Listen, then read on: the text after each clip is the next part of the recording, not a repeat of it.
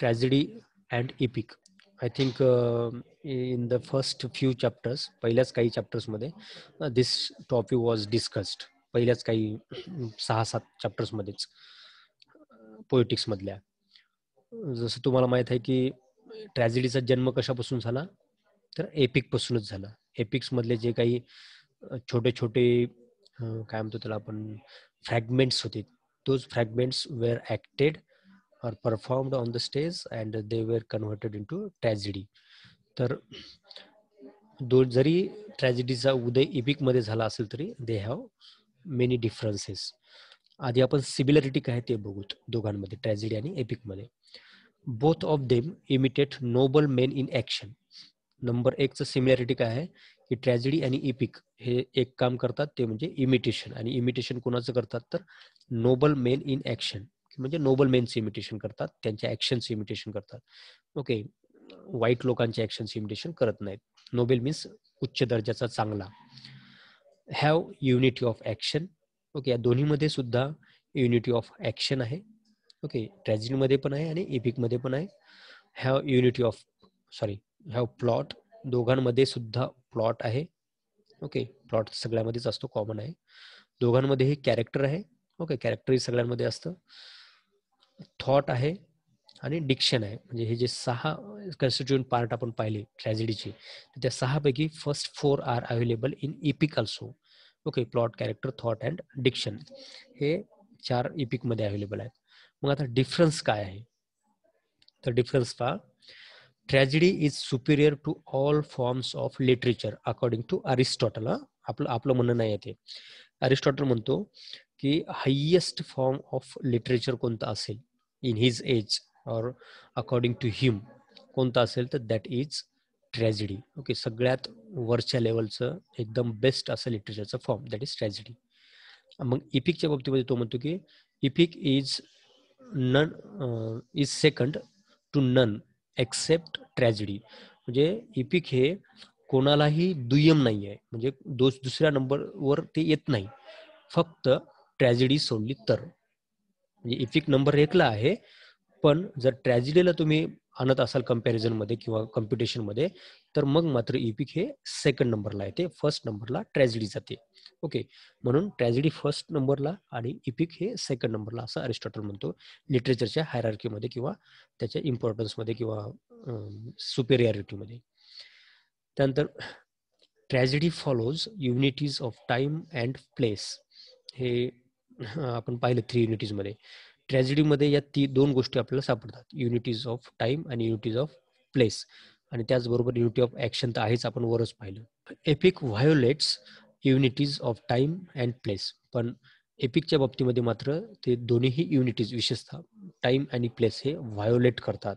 कारण ट्रॅजेडीमध्ये तुम्हाला सांगितलं की 24 तासाचाच स्पॅन असतो, 12 तास किंवा 24 तास, आणि एकाच हिरोचा तो ॲक्शन असल्यामुळे, विशेषतः 24 तासामध्ये होत असल्यामुळे ती जास्त जागा बदलत नाही. पण एपिकच्या बाबतीमध्ये असं नसतं. एपिकच्या बाबतीमध्ये त्या हिरोच्या लाईफ, ओके, तर violates unity of time and place. तर त्याच्यामध्ये लाईफ, पूर्ण लाईफ हिरोचं दाखवलं जातं फ्रॉम बर्थ टू डेथ. आणि त्यामुळे काय होतं, युनिटी ऑफ टाइम म्हणजेच 24 तास, that is not maintained, rather that is violated. Violate करणं मीन्स ते न पाळणं म्हणा, किंवा त्याचं त्याला काय म्हणू आपण, व्हायोलेट करून टाकणं. ओके, पूर्ण त्याचं चिरफाड करून टाकणं. ओके, त्याला काही भाव न देणं. तर असं टाईमला व्हायोलेट केलं जाते, आणि त्यामुळेच पूर्ण जीवनभर एक व्यक्ती एका जागेवर राहू शकत नाही. ओके, ही wanders around so many things. खूप ठिकाणी जाऊन फिरतो, आणि म्हणून काय होतं, तर युनिटी ऑफ प्लेस सुद्धा याच्यामध्ये मेंटेन केलेला नसतो. पण ट्रॅजेडीमध्ये युनिटी ऑफ टाइम आणि प्लेस सुद्धा मेंटेन असतो. त्यानंतर tragedy has melody and spectacle. Okay, ट्रॅजेडीमध्ये मेलडी असतं आणि स्पेक्टॅकल, जे की शेवटचे 2 पार्ट्स असतात कन्स्टिट्यूएंट पार्ट्समधले. मेलडी मीन्स कोरस आणि स्पेक्टॅकल मीन्स स्टेजवरचे डिव्हायसेस. ओके, कारण की त्याची परफॉर्म करताना गरज पडते. But in case of epic there is no melody or spectacle is used. Okay, कारण की स्टेजवर परफॉर्म करायचंच नसतं, आणि स्टेजवर जर परफॉर्म करायचं नसेल तर मग त्याला स्पेक्टॅकलची काय गरज. ओके, आणि मेलडी मीन्स कोरसनं म्हणायचं सॉन्ग, तर कोरसचंही गरज नसते त्याच्यामध्ये. जो कोणी तो कवी असतो किंवा जो कोणी गाणारा व्यक्ती असतो तोच सगळ्यांबद्दल गात असतो. त्यानंतर tragedy can be red, heard and watched. Okay, tragedy तुम्ही वाचू शकता पुस्तक असेल तर, जर दुसरं कोणी वाचत असेल तर यू कॅन हिअर इट, ऐकू शकता. And if it is to be performed on the stage then you can watch it. Okay, पाहू शकता. आणि इपिकच्या बाबतीमध्ये मात्र can only be read and heard.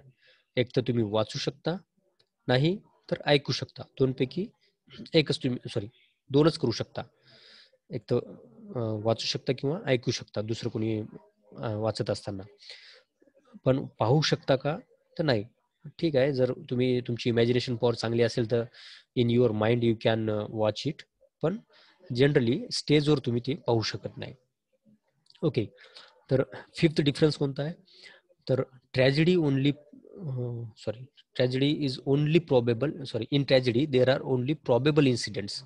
Okay, ट्रॅजेडीमध्ये फक्त ज्या गोष्टी शक्य आहेत अशाच गोष्टी दाखवल्या जातात विशेषतः. ओके, बाकीच्या गोष्टी मग कोरसच्या माध्यमातून ऐकवण्याचा प्रयत्न केला जातो. पण कोरस जर टाळायचा असेल तर मग अशाच गोष्टी ज्या की स्टेजवर शक्य आहेत ह्याच गोष्टी दाखवण्याचा प्रयत्न केला जातो. पण एपिकमध्ये मात्र असं नसतं.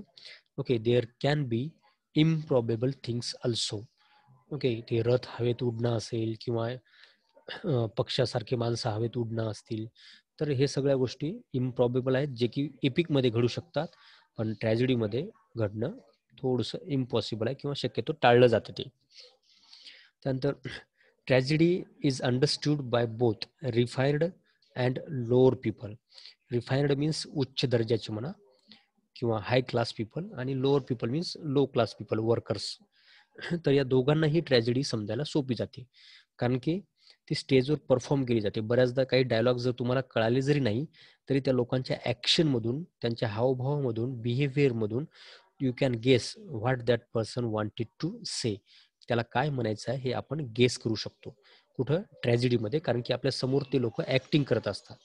ओके, पण एपिकच्या बाबतीमध्ये हे कोणाला समजते? तर it is understood only for refined people. Okay, it is understood to only refined people. जे लोक हाय क्लास आहेत किंवा शिकलेले आहेत अशाच लोकांना हे इपिक कळतं, बाकीच्यांना ते इपिक कळत नाही. ओके, कारण की ते वाचून दाखवलं जातं. विशेषतः त्याची लँग्वेज ही संस्कृत सारखी भारदस्त असते, लॅटिन किंवा ग्रीक भाषेसारखी ती जुनी भाषा असते. आणि त्याच्यामध्ये शब्दही खूप अवघड अवघड असतात. तर सामान्य लोकांना ती वाचून फक्त कळत नाही. Okay, it needs to be explained. त्याला मोठमोठ्या, सॉरी, त्याला एक्सप्लेन करून सांगावं लागतं तरच ते जमतं, नाही तर नाही. त्यानंतर इडिपस द किंग हे एक एक्झाम्पल आहे ट्रॅजेडीचं. ओके, तुम्ही मॉडर्न एक्झाम्पल लिहू शकता पण त्याच्यामध्ये कोरस तुम्हाला सापडणार नाही, बाकी काही नाही. तर इडिपस द किंग, ओके, तर हे एक एक्झाम्पल आहे ट्रॅजेडीचं, जे की ॲरिस्टॉटलच्या पोएटिक्समध्ये तुम्हाला दिसून येतो बऱ्याच ठिकाणी. आणि एपिकचं एक्झाम्पल पॅराडाईस लॉस्ट देऊ शकता, एनियड देऊ शकता, इलियड देऊ शकता, ओडिसी देऊ शकता. ओके, बीवुल्फ वगैरे तुम्हाला जे आवडेल तो किंवा जे आठवेल ते तुम्ही देऊ शकता.